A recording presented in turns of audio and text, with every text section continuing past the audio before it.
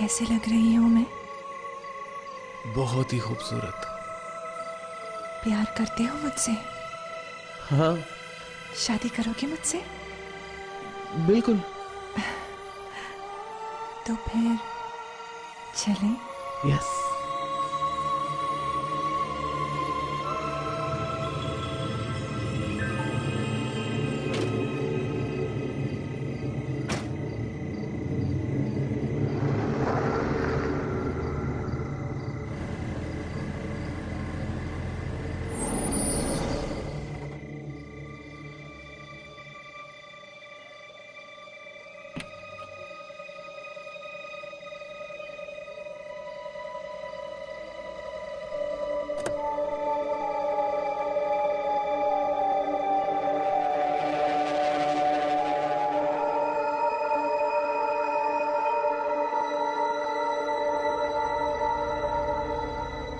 Hello, अरे कौन हो भाई?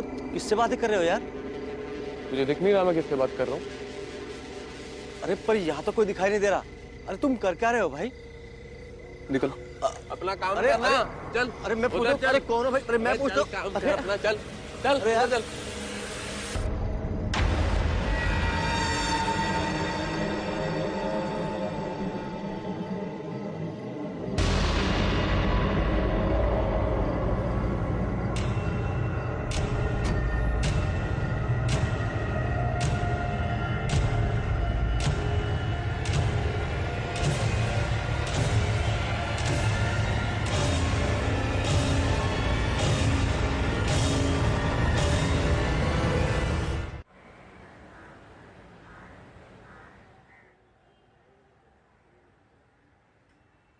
अदिति का कुछ पता नहीं चल रहा है।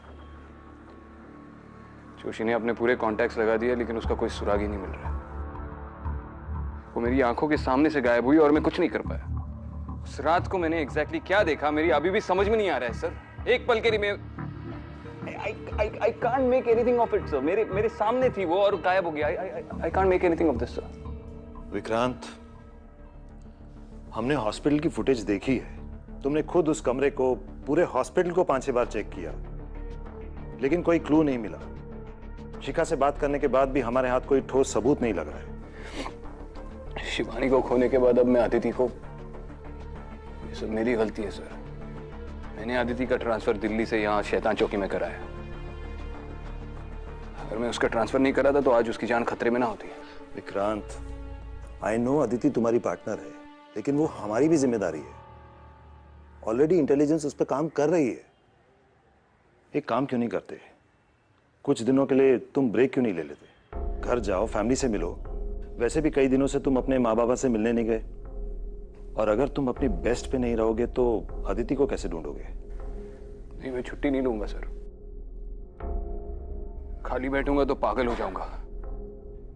आप मुझे किसी दूसरे केस पे भेज दीजिए सर।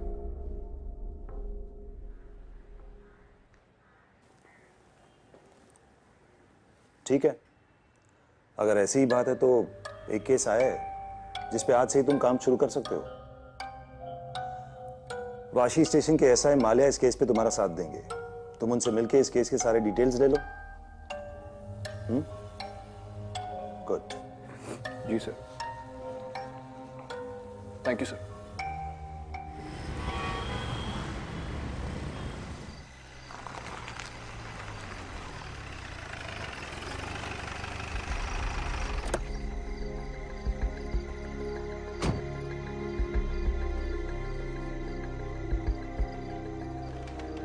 बोलो माल्या, केस क्या है? सर, परसों रात 18 मार्च को जय नाम के एक लड़के की मिसिंग कंप्लेन आई है। उसकी गाड़ी हमें पनवेल के पेट्रोल पंप के पास खड़ी मिली। और लड़का? सर वो नहीं मिला। हम उसे ट्रैक नहीं कर पाए क्योंकि फोन गाड़ी में मिला। सर कुछ दिनों पहले रतन राज नाम का एक लड़का लापता हुआ था और उसकी गाड़ी हमें ठीक वहीं मिली जहां जय की मिली। दोनों लड़के एक दूसरे को जानते हैं? नहीं सर। और अजीब बात यह है सर कि परसों रात रतन घर वापस आ गया। उसी रात जब जय गायब हो गया? जी सर। तो तुमने रतन से पूछा नहीं वो इतने दिन कहा था? सर पूछा। सर यहीं पर केस थोड़ा और अजीब हो जाता है। सर रतन जब से घर वापस आया है तब से ऐसे बिहेव कर रहा है जैसे हमेशा कोई उसके साथ है। उसके घर वाले बहुत डरे हुए हैं सर। ये उसके केस की फाइल है।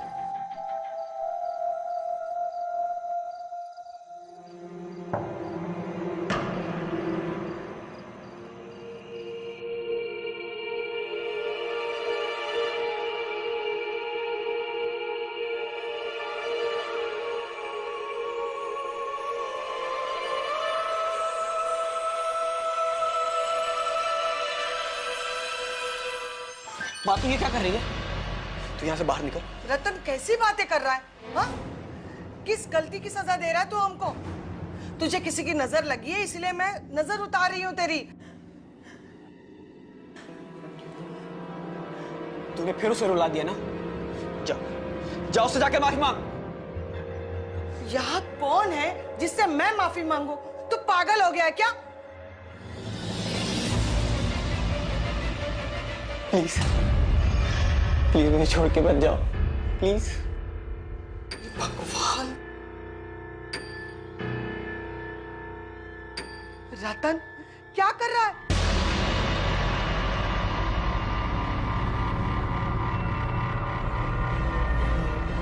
माँ तू यहाँ से बाहर निकल। क्या कर रहा है? तू यहाँ से बाहर निकल। अरे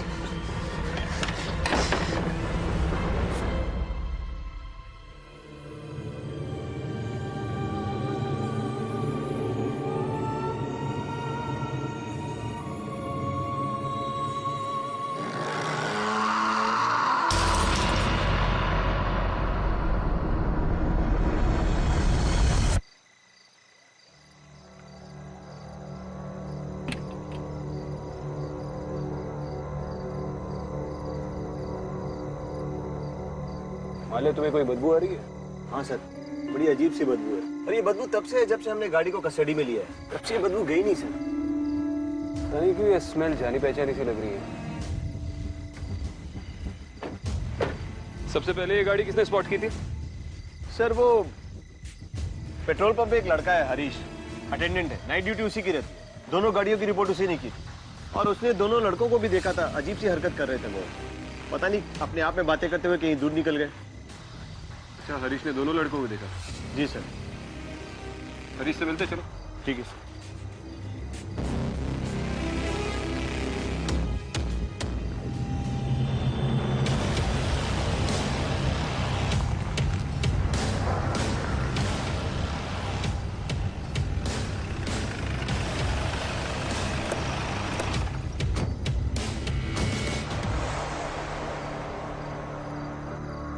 सर यही हरीश है। 18 तारीख की रात को ये लड़का यहाँ पे आया था?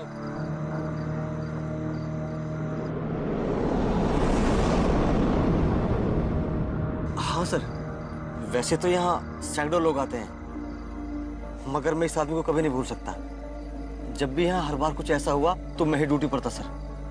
हर बार मतलब? सर 5-6 दिन पहले ऐसा एक लड़का आया था जो इसी की तरह अजीब बर्ताव कर रहा था। माले, सर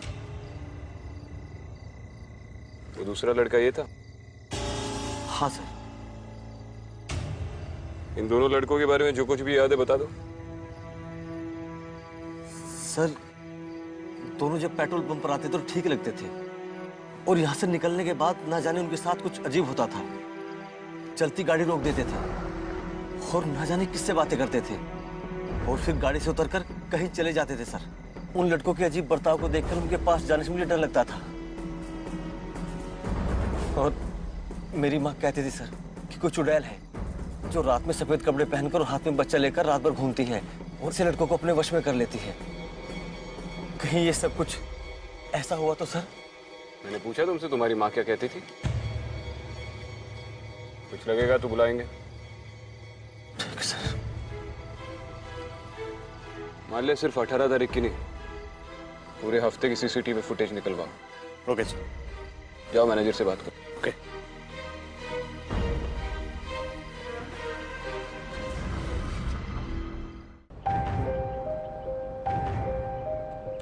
सर 18 का फुटेज रात के 12:20 जय पेट्रोल पंप पहुंचता है।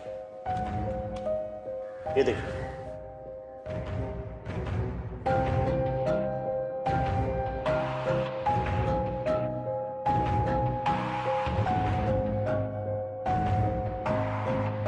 ये नशे में लग रहा है। सर मुझे भी वही शक है। हमें रतन राज का भी फुटेज मिला है। ये 13 की फुटेज रात के 12:30 बजे। रतन भी खुद से बात करता हुआ गाड़ी वहीं छोड़कर चला जाता है, जैसा कि हरीश ने बताया। 13 को रतन गायब हो गया था और 18 को वापस आया और ठीक उसी वक्त जय भी गायब हो गया उसी जगह से, और दोनों का बर्ताव भी सेम है। ये कोइंसिडेंस नहीं है। ये कोई पैटर्न हो सकता है। अच्छा, पिछले 3 महीने का सीसीटीवी फुटेज मंगवा। शायद पहले भी ऐसा कुछ हुआ और किसी को पता नहीं चला। और इमीडिएटली एक टीम असेंबल करके जय को ट्रैक करना शुरू कर दो। सर। मैं रतन को मिल के आता हूँ। सर।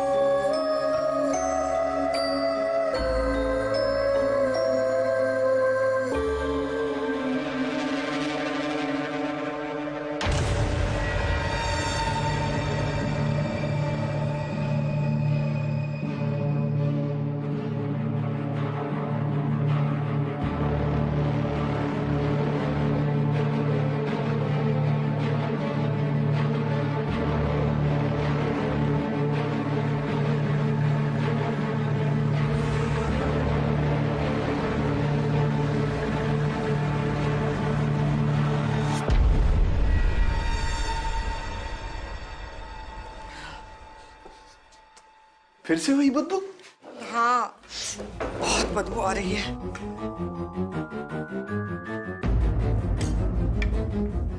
रतन बेटा, आज मैंने तुम्हारी पसंद का खाना बनाया है। रतन,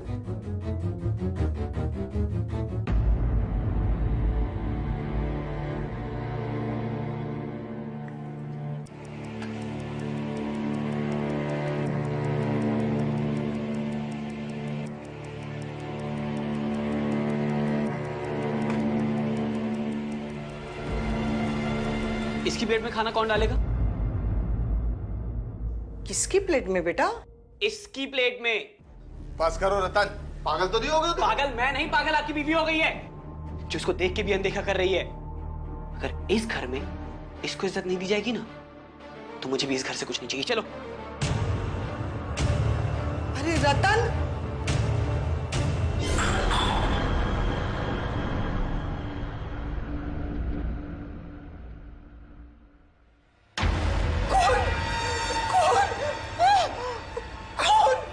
क्या हुआ? वो देखिए ना, खून। कहाँ कहाँ है खून? गाली तो है। अरे देखिए ना, खून है। लगता कोई आया। मैं देखता हूँ।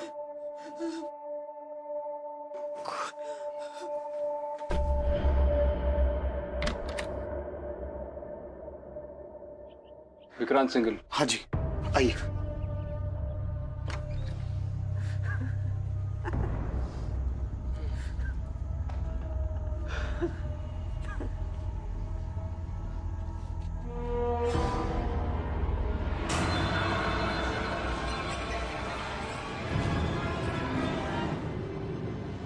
रतन, मैं विक्रांत सिंघल, एसीपी। तुमसे कुछ सवाल पूछने हैं।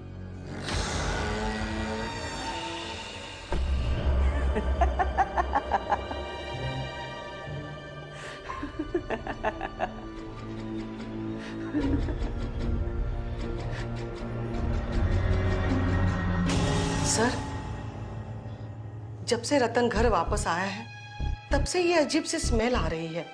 हमने सारे कमरे, कबर्ड सब चेक किए। ये अजीब सी स्मेल वही आती है जहां रतन होता है। बाहर चलकर बात करें, मेरा सिर पकड़ रहा है। आइए।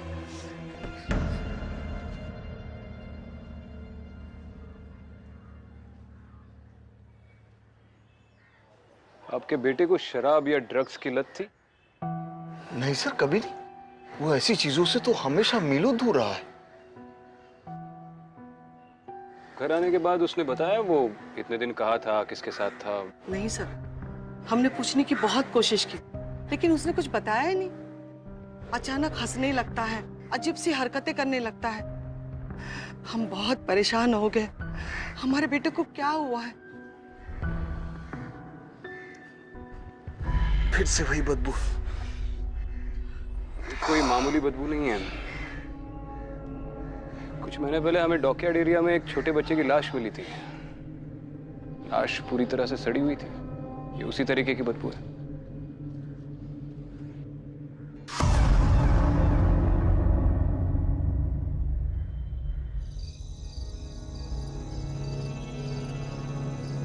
सर पेट्रोल पंप वालों के पास इतना बैकअप नहीं होता है। एक टाइम में 30 दिन का फुटेज होता है। ठीक है। हेलो। ओके सर, खबर मिली है कि जय घर वापस आ गया है और वो वैसे ही रिएक्ट कर रहा है जैसे रतन कर रहा था। आज 23 तारीख है ना? Yes sir. 13 को रतन गायब हुआ था और 18 को वापस आया और उसी दिन जय गायब हुआ, जो अब 23 को वापस आ गया। पैटर्न ऑब्जर्व कर रहे हो? Yes sir. ठीक 5 दिन बाद रतन लौटा और जय गायब हो गया, और अब ठीक 5 दिन बाद जय लौटा है, तो कोई और भी गायब हो सकता है। सर मैं देखता हूँ।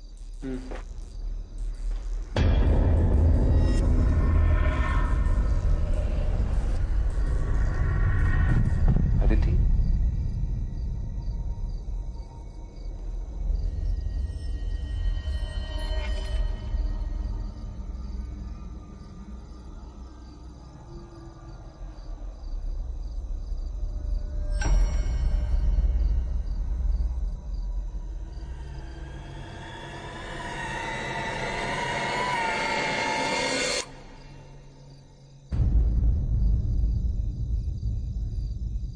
सर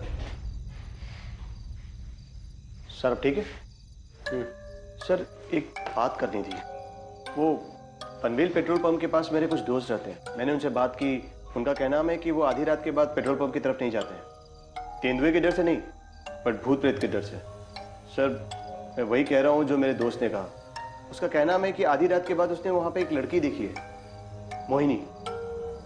उसे देख के उसे बुखार हो गया था सर। वो लड़की खूबसूरत थी। उसके लंबे घने बाल थे, सुरीली आवाज में गाती थी, और उसके बदन से फूलों की खुशबू आती थी। पता नहीं हमें क्यों बदबू आ रही है। हाँ सर, पर ये सब आपको कैसे पता? अरे इस मोहिनी के बारे में स्कूल में काफी कुछ पढ़ा था। काफी सारी फिल्मों में भी इसका जिक्र है। एक काम करते, पहले इंसानों को इन्वेस्टिगेट करते हैं। अगर उस इन्वेस्टिगेशन ने दम तोड़ दिया तो फिर भूतों की फाइलें खोलेंगे। गाड़ी निकलवाओ, उस पेट्रोल पंप का एक चक्कर लगा दे। सर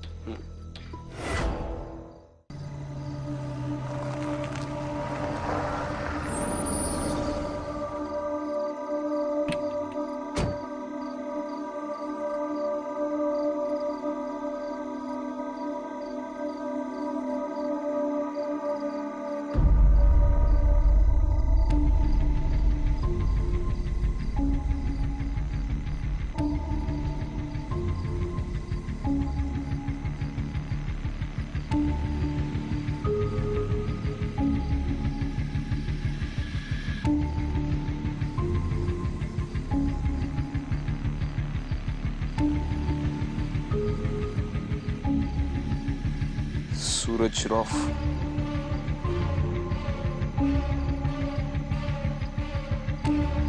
अंदर चेक करते हैं।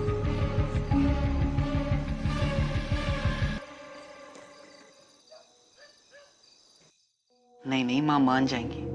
उन्हें बस थोड़ा टाइम लगेगा। नहीं रतन, वो नहीं मानेंगे। लेकिन रतन, तुम मुझसे प्यार करते हो ना?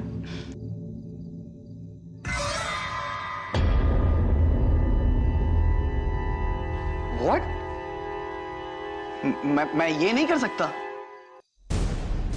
तुम ये नहीं कर सकते। तुम मुझसे प्यार नहीं करते।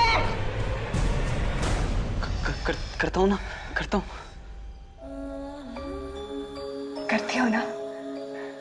तो लो, साबित करो। मैं साबित करूंगा।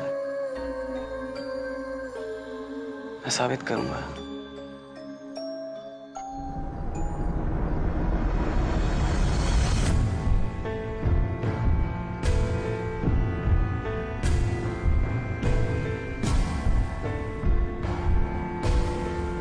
Seema, I love you, Seema. I I love you. Suraj,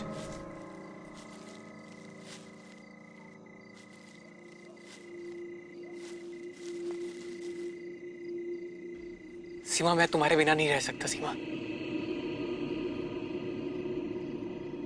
I love you. Seema. Arya. तो भाई किससे बात कर रहे तू? अरे कौन है? किससे बात कर रहे? सूरज, वो हमें अलग करना चाहते हैं सूरज। अरे किससे बात कर रहे? सूरज, तुम मुझे छोड़ोगे तो नहीं? अरे भाई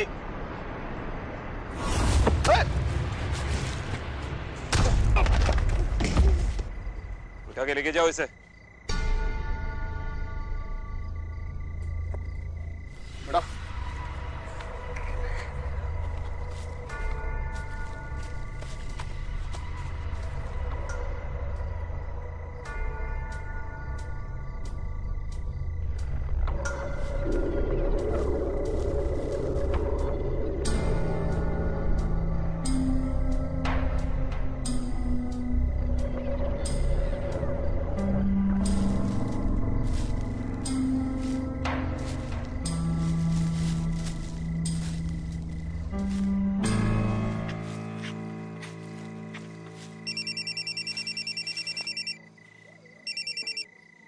हेलो। ओके सर, खबर आई है कि रतन और रतन की माँ की मौत हो गई। लाश उनके घर पे मिली है, हमें वहीं पहुंचना होगा।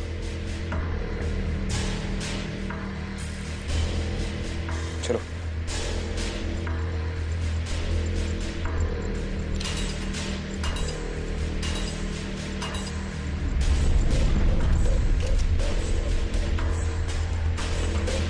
I'm sorry, sir.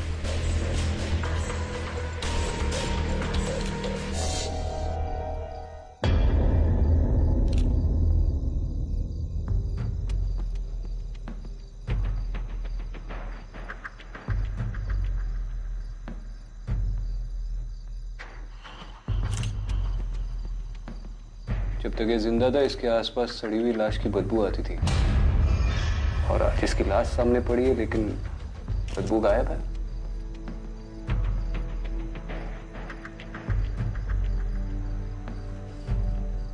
Arya, sir. Forensics team को बोल दो, इनकी ऑटोप्सी अर्जेंट है। सर। Top priority.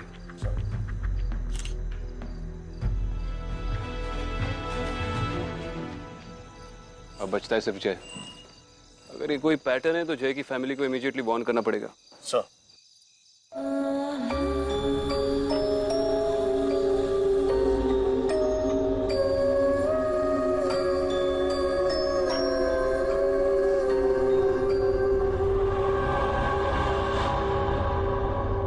जय, क्या कर रहा है तू? अरे कैसे स्मेल आ रही है? माँ, तुम्हारी बहू को गहने पहना रहा हूँ। माँ, कहाँ है बहू? मम्मी मेरे सामने तो है बैठी हुई। माँ, जय, मुझे कुछ नजर नहीं आ रहा है। तू ये सब बंद कर दे अभी के अभी। माँ तुम बाहर जाओ। देख, माँ तुम बाहर जाओ। सुन जय, समझने की कोशिश कर। माँ तुम बाहर जाओ। माँ जय, तुम बाहर जाओ। माँ जय, तुम बाहर जाओ। मेरी माँ बात तो सुन। तुम बाहर जाओ।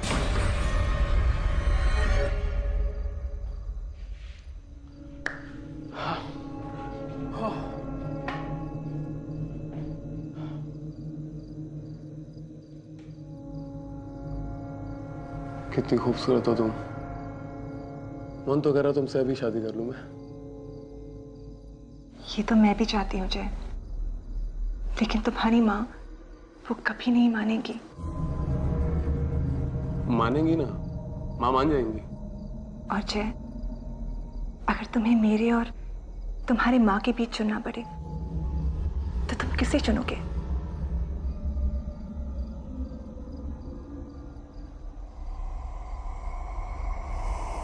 तुम्हें चुनूंगा मैं, तुम्हें।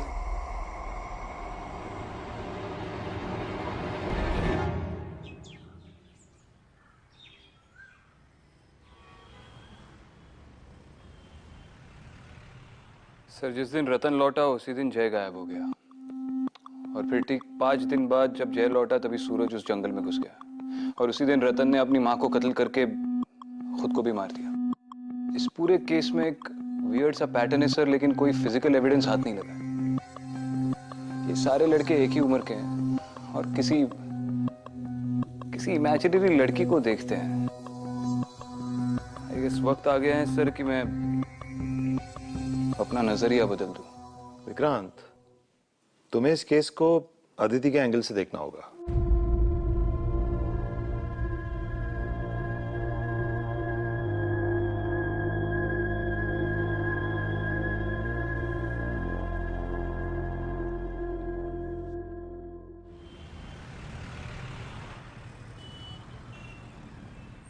मिसेस रोड़े, जय ने आपको बताया वो किससे बात करते रहता है? कुछ नहीं बताया। मैंने कई बार पूछा, कुछ भी नहीं बताता है। अजीब सी हरकतें करता रहता है। कल तो उसने हद कर दी। मेरी सारी ज्वेलरी लेकर अपने कमरे में चला गया और पता नहीं किससे बातें कर रहा था और किस लड़की को वो सारी ज्वेलरी देने की कोशिश कर रहा था। मुझे तो बहुत डर लग रहा था। पता नहीं उसके साथ ये सब क्या हो रहा है। लड़की को दे रहा था? जी। उसने कोई नाम लिया? नाम? हाँ, कोई नाम तो ले रहा था। हाँ, सीमा नाम ले रहा था वो।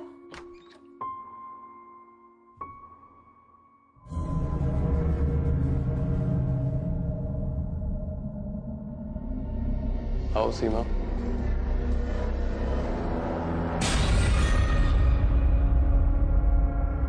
कम।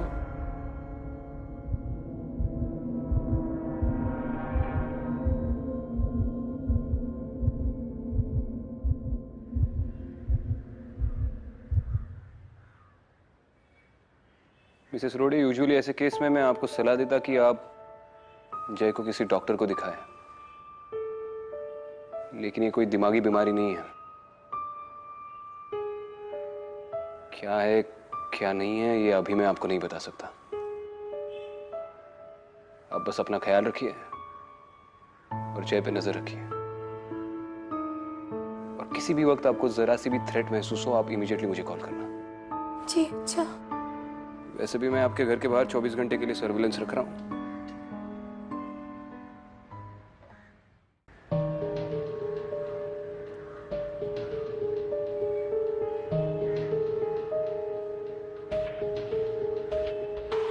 तीनों लड़के हैं, तीनों की उम्र तकरीबन 25 और 28 के बीच। और तीनों को माने सर? तीनों अपनी गाड़ी उस पेट्रोल पंप के पास छोड़कर 5 दिन के लिए उसी जगह पे छुपे हुए थे।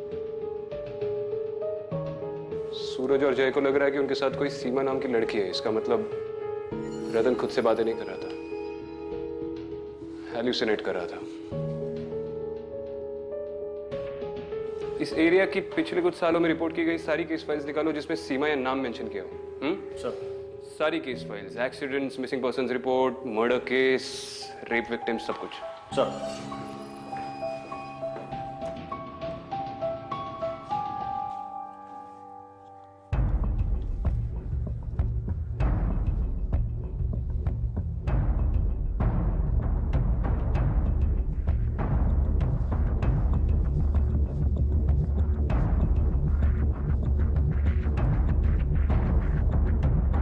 सर, सीमा सिंह की फाइल मिली है। पिछले साल उसकी लाश पनवेल के पेट्रोल पंप के पास वाले जंगल में मिली थी, जहां से हमें सूरज मिला था। बॉडी आइडेंटिफाई किसने की थी? विनय लोखंडे, लड़की का दोस्त था। उसकी कोई फैमिली नहीं थी सर, अनाथ लड़की है। लाश 5 दिन तक जंगल में सड़ती रही। विनय को क्वेश्चनिंग के लिए बुलाओ। सर।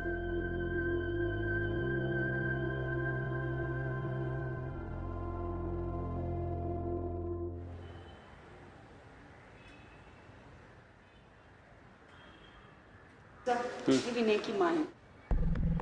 बैठी।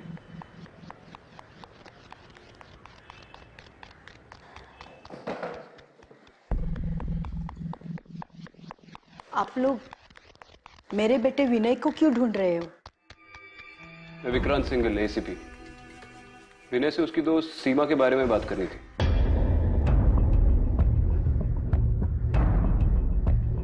क्या हुआ मिसेस लोखंडे? आप जानती थी सीमा को? जी, मेरा बेटा विनय जानता था सीमा को। दोनों एक दूसरे से प्यार करते थे। विनय एक बार सीमा को घर लेके आया था, शादी करना चाहते थे, लेकिन मैं खिलाफ थी उस शादी के। मैंने कह दिया ना, तुम्हारी शादी सीमा से कभी नहीं हो सकती। मगर माँ, मैं उससे बहुत प्यार करता हूँ। बेटी, सीमा हमारी कम्युनिटी की लड़की नहीं है। ऊपर से उसके माँ बाप भी गुजर चुके हैं।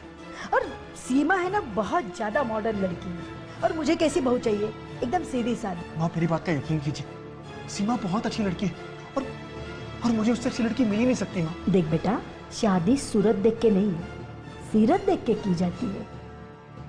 और सीमा तुम्हारे लिए सही लड़की नहीं है। नहीं माँ। अरे वो शादी के बाद सिर्फ अपनी ही बात चलाएगी।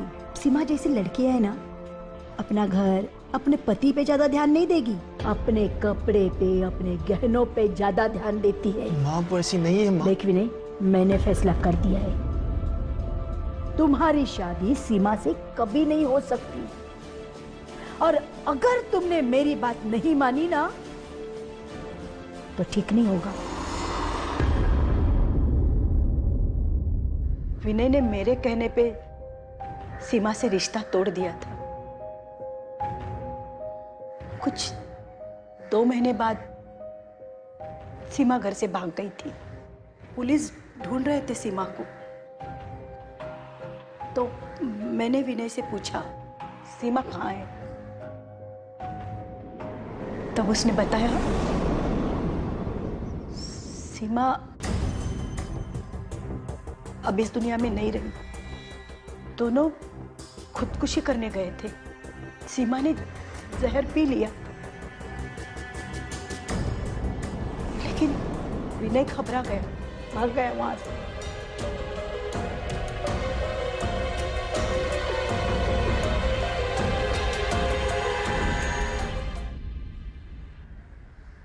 आप लोग पुलिस के पास क्यों नहीं गए?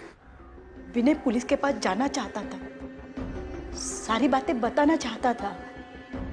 मैंने मना कर दिया उसे। डर गई थी सर, उसे जेल हो जाती, लेकिन सजा उसे मिल गई। सीमा के मौत के 1 महीने बाद ही विनय ने आत्महत्या कर ली।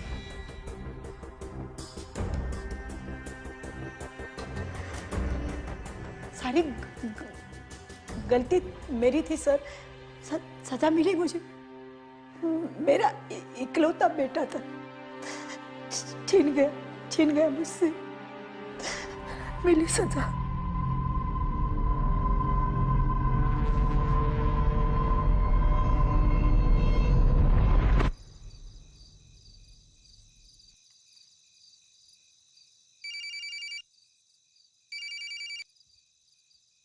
हेलो, मिस रोडे, विक्रांत सिंगल बोल रहा हूँ। हाँ जी बोलिए सर। देखिए, मैं जो बोल रहा हूँ वो ठीक से सुनिए। जय अगर सीमा के बारे में कुछ भी कहे तो उसकी हाँ में हाँ मिलाना। कहना आप उसकी और सीमा की शादी के लिए तैयार है, आपको कोई हर्ज नहीं है। लेकिन सर, ये सीमा है कौन? वो मैं आपको बाद में बताता हूँ। मैं आपके घर की तरफ ही आ रहा हूँ। और याद रहे, सीमा के बारे में एक भी बुरा शब्द नहीं निकालना। ठीक है।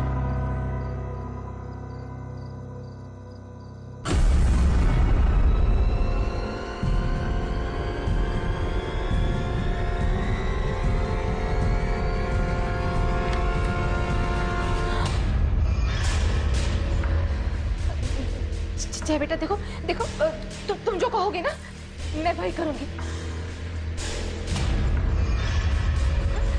तुम सीमा से शादी करना चाहते हो ना, तो हो जाएगी तुम्हारी शादी। मैं करा दूंगी बेटा, मैं खुद करा दूंगी तुम्हारी शादी। हाँ? देखा, माँ शादी के लिए मान गई। मेरा बच्चा, तो चिंता मत कर बेटा। मैं तुम दोनों साथ में रहना। मैं करा दूंगी तुम्हारी शादी। हाँ?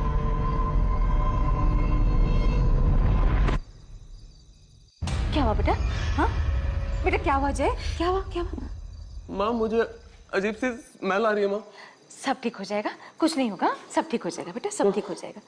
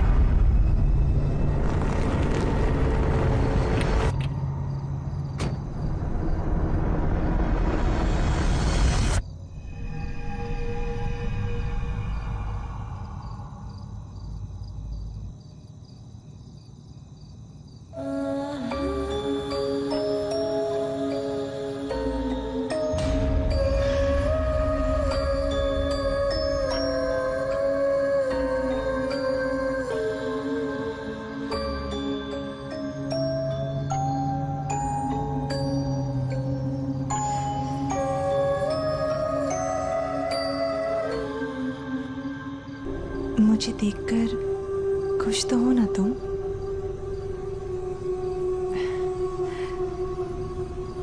तो बताओ कैसे लग रही हूं मैं?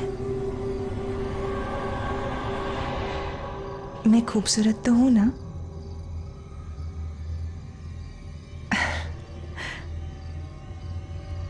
मेरे साथ चलोगे? तो फिर चलो।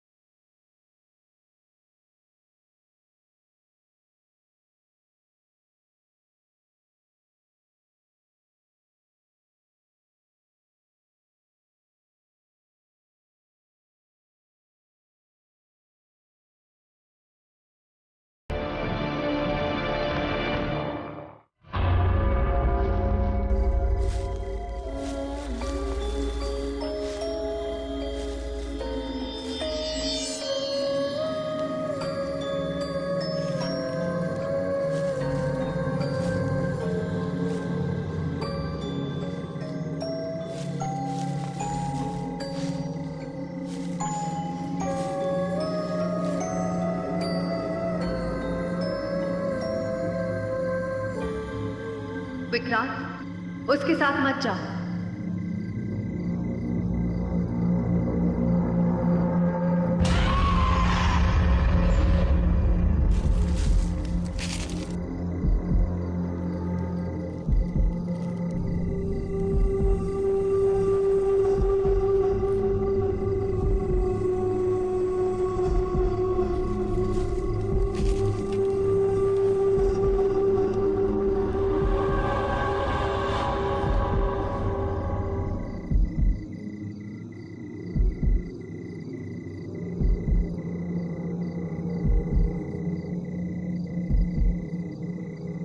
तुम्हारी जान खतरे में, विक्रांत, रुक जा।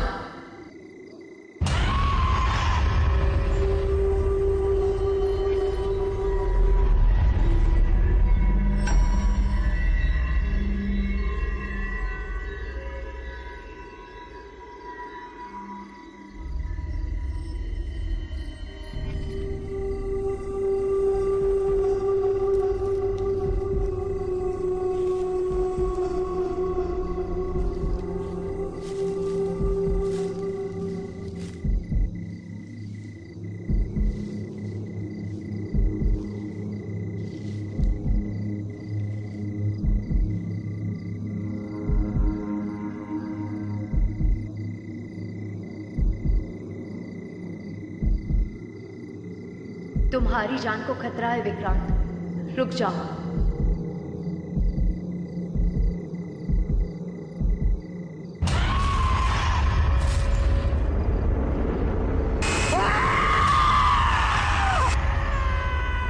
क्या मैं अब तेरे लायक नहीं हूँ? क्या मैं सुंदर नहीं हूँ?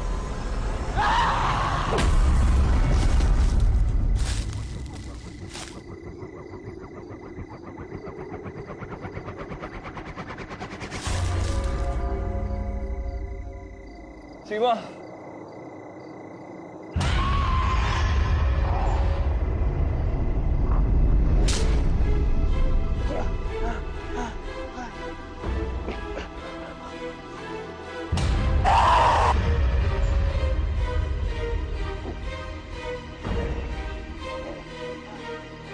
सीमा, मैं जानता हूँ यहाँ क्या हुआ था और तुम किसका इंतजार कर रही हो। तुम विनय की राह देख रही हो ताकि वो आए और तुम अपना बदला ले लो।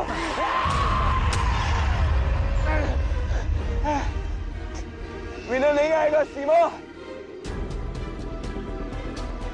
विनय नहीं आएगा, वो इस दुनिया में नहीं रहा। एक दोस्त को खोने का दुख क्या होता है ये मैं समझ सकता हूँ सीमा, लेकिन तुम अपने प्यार को गलत दुनिया में ढूंढ रही हो।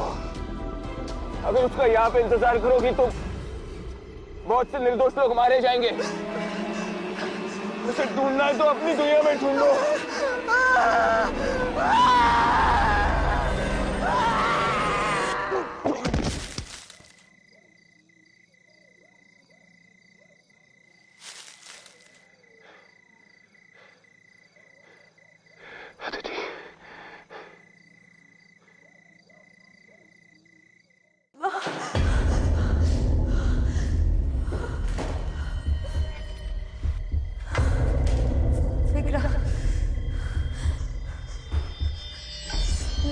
विक्रम